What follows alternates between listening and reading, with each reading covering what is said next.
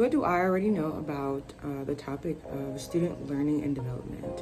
So student learning and development occurs for a lifetime, from the moment that we enter K through 12 to and if we decide to continue that learning, whether that be through higher education and or as we go into our careers and professional endeavors, we are always learning because we do not know everything, and so there's that piece. As well as we have so many different forms of learning and development, so we can never say that there is like one way in order to teach a person or to help them develop, because everyone has their own distinct needs. And so I would say that we are able to tailor learning pieces or learning outcomes in order to fit the needs of who we are serving.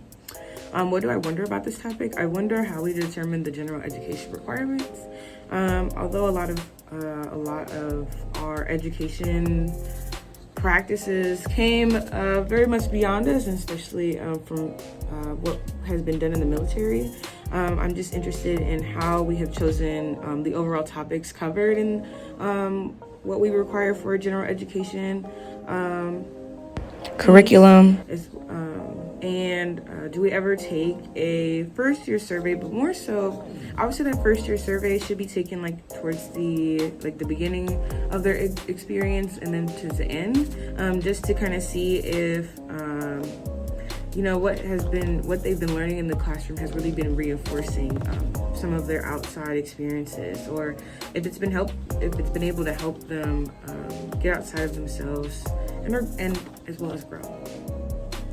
And then I would arguably also say like a second year survey would be beneficial, I think, to see how closely the foundations in these general education courses have really paid off for students, Second, how can we motivate students to join and actively participate in extracurricular to FSL organizations?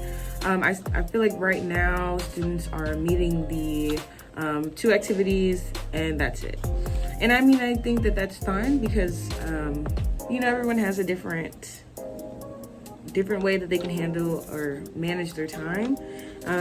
But it's just really important for students to have a well-rounded palette of experiences. And so, just wondering how can we market resources or opportunities better, and to stress to students this is information that might actually help you or you might find interesting, things like that. And then lastly, what methods are worth utilizing, because technology is not always proactive, nor is it for everyone. This pandemic has definitely showed us that while many of us have technology at our fingertips, social media sites or platforms, not everyone is tapped in. Not everyone is just interested in going that route. And so how can we reach people to help meet their needs, meet people where they are at? And so just kind of wondering if, in person is still the way to go, because we've just experienced a whole whirlwind of things with COVID, and it showed us things that we all need to improve on.